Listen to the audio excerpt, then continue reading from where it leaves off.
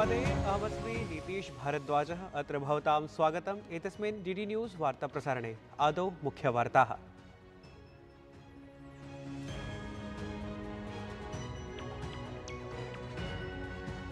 लोकसभा निर्वाचनानाम् अन्तिमचरणाय प्रचारः तीव्रीभूतः। प्रधानमन्त्री नरेन्द्र मोदी अद्य उत्तरप्रदेशे कुर्यात् जनसभात्रयम्। अमित शाहः बिहारे पञ्जाबे च, तत्रैव भाजपादलाध्यक्षः नड्डा बिहारे कुर्यात् निर्वाचनजनसभाम्।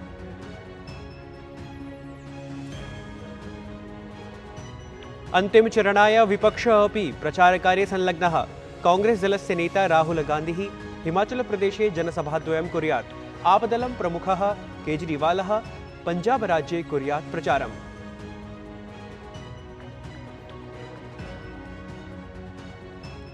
रिमाल इत्याख्यः चक्रवातः अद्य रात्रौ बांग्लादेशम् अथ च पश्चिमबंगालतटं प्राप्नोति इति आशङ्क्यते। चक्रवातं निध्याय कोलकाता विमानपत्तनम् अद्य मध्याह्ने 12 वादनात् 21 होरां यावत् पिहितं भवेत्।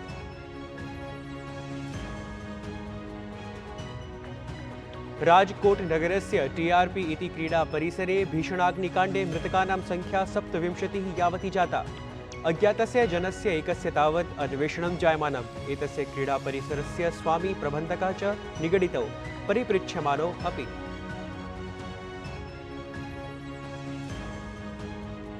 कैन् चलच्चित्रोत्सवे पायल कपाडिया इत्यस्याः all we imagine as light इत्येतद् चलच्चित्रम् इतिहासं सृष्टवान्। लब्धवत् ग्रां प्री अवार्ड इति प्रतिष्ठितं पुरस्कारम्। ऐषमः आईपीएल इति क्रिकेट प्रतियोगितायां निर्णायक स्पर्धार्थं द्वे दले सुनिश्चिते जाते। सनराइजर्स हैदराबाद इत्येतद् दलं तावत् अद्य चेन्नई नगरे क्रीडिष्यमाणे द्वन्द्वे कोलकाता नाइट राइडर्स इत्येतद् दलविरुद्धं स्यात् सम्मुखम्। अथ वार्ताः विस्तृतीकृताः। लोकसभा निर्वाचनस्य सप्तमस्य अन्तिमस्य च चरणस्य कृते प्रधानमन्त्री मोदी अद्य उत्तरप्रदेशे जनसभात्रयं सम्बोधयेत्। प्रधानमन्त्री मिर्जापुर, घोसी, बांसगांव इत्येतेषु स्थलेषु जनसभां सम्बोधयेत्।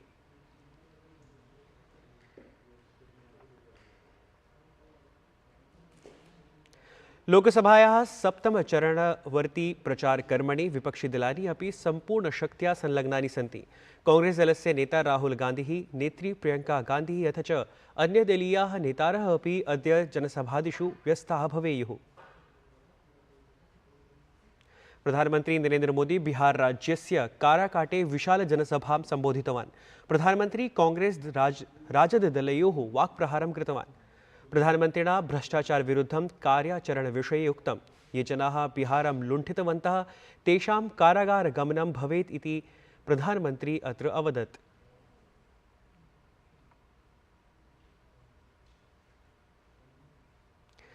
लोकसभा निर्वाचने एनडीए इत्यस्य विजयं प्रति विश्वासं प्रकटयन् प्रधानमन्त्री उक्तवान् यत् जून मासस्य 4थे दिवसे सायं इंडी इत्यस्याः संयुतेः जनाः परस्परम् आरोप-प्रत्यारोपं कुर्वन्तः द्रक्ष्यन्ते इति।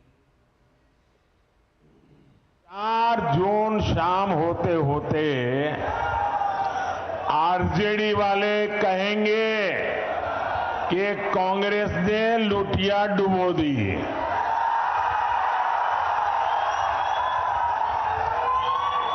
एक दूसरे के कपड़े फाड़ना शुरू करेंगे। 4 जून को दूसरा क्या होगा वो भी बता देता हूं। ये कांग्रेस का शाही परिवार क्या करेगा? कांग्रेस का शाही परिवार पराजय का ठिकरा खड़गे जी के सर पर फोड़ करके वो विदेश में छुट्टियां मनाने चला जाएगा और बेचारे खड़गे जी कार्यकर्ताओं का गुस्सा सहते सहते थक जाएंगे। प्रधानमन्त्री नरेन्द्र मोदी ह्यः एव बिहारस्य पाटलिपुत्र लोकसभा निर्वाचनक्षेत्रे विशाल जनसभां सम्बोधितवान्। प्रधानमन्त्रिणा उक्तं यत् बिहारे राजद इत्यस्य दलस्य समयं स्मरन् प्रधानमन्त्री अवदत् यत् तेषां लालटेन् इत्यतः केवलम् एकं गृहं प्रज्वलितम्, अन्यत्र अन्धकारः एव आसीत्। अस्य शक्तिशालिनः देशस्य सामर्थ्यं विश्वस्य समक्षं प्रस्तोतुं यः शक्नोति तादृशस्य प्रधानमन्त्रिणः चयनार्थम् इदं निर्वाचनमस्ति इति।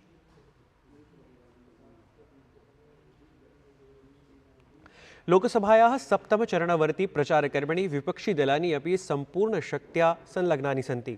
कांग्रेस्दलस्य नेता राहुल गान्धिः, नेत्री प्रियंका गान्धिः अथ च अन्यदलीयाः नेतारः अपि अद्य जनसभादिषु व्यस्ताः भवेयुः।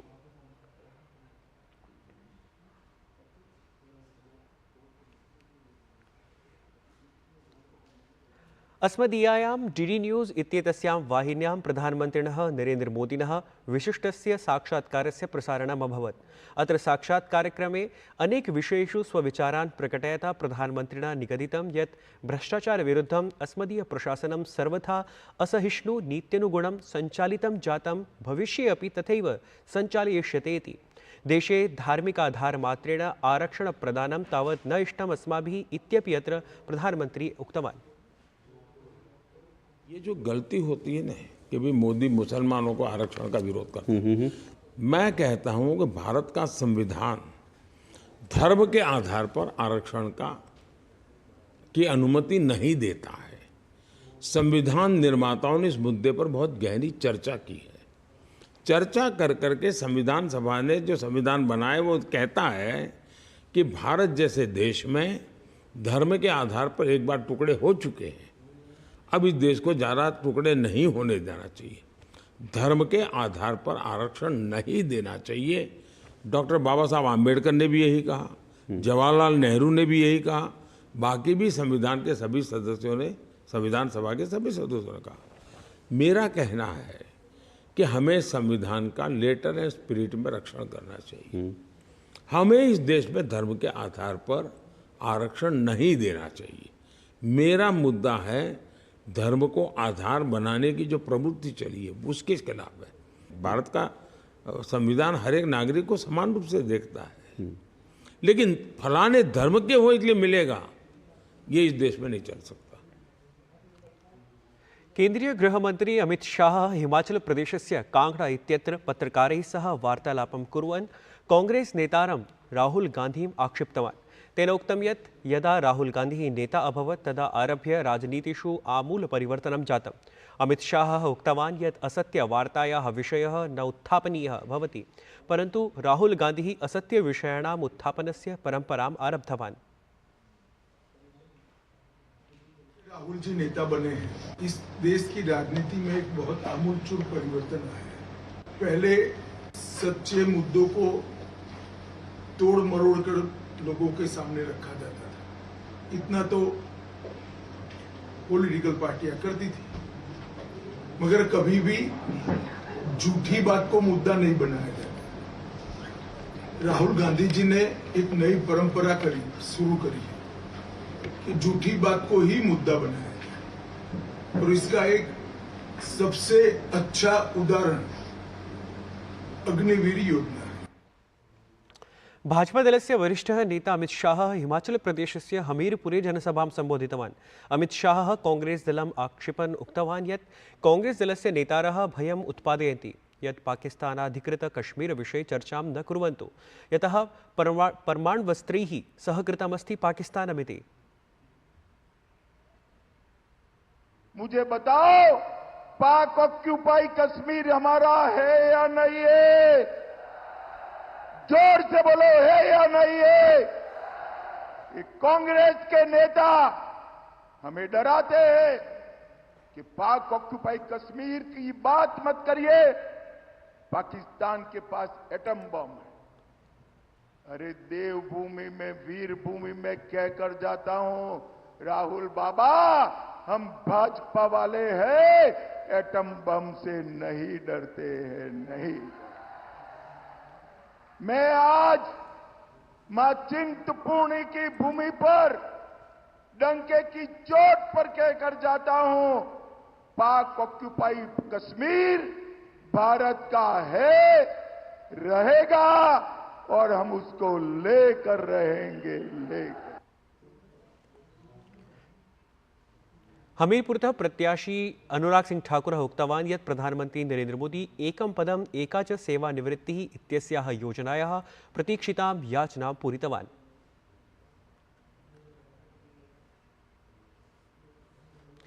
कांग्रेस महासचिव पदासीना प्रियंका गांधी वाड्रा इत्यसौ उत्तरप्रदेशस्य गोरखपुरे निर्वाचनपरां जनसभां सम्बोधितवती। एतस्मिन् क्रमे तया आजीविका विरहितायाः मार्गतायाः च प्रकरणे उद्दिश्य विशेषतः उक्तम्।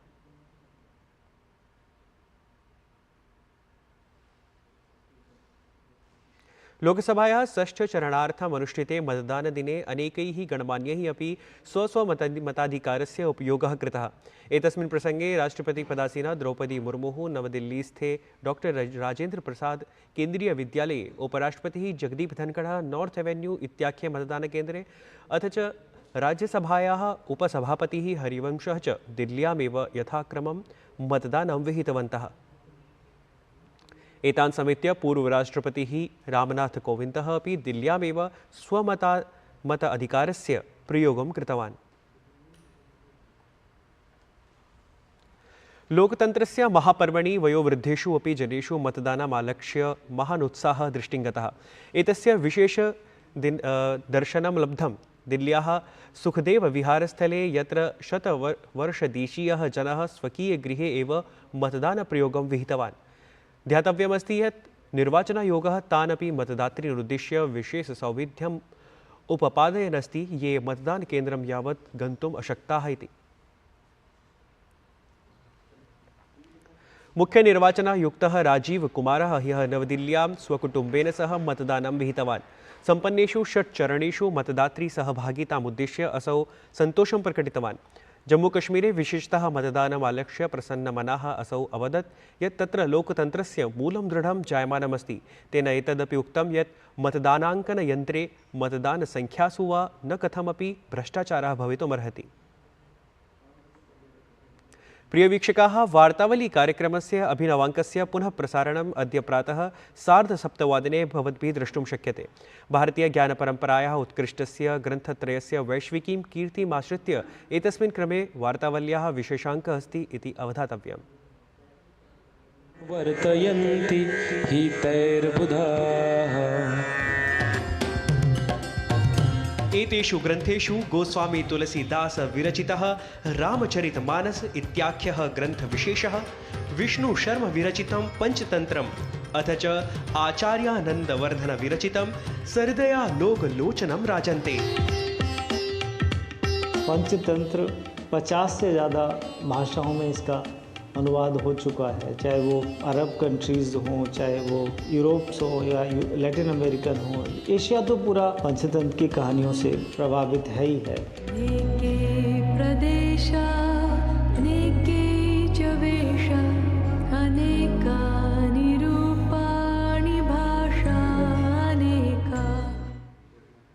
एतत् वार्ता संस्करणम् अधुना सम्पद्यते। अभिनववार्ताभिः सह पुनः उपस्थास्यामः। तावत् मङ्गलं भूयात्।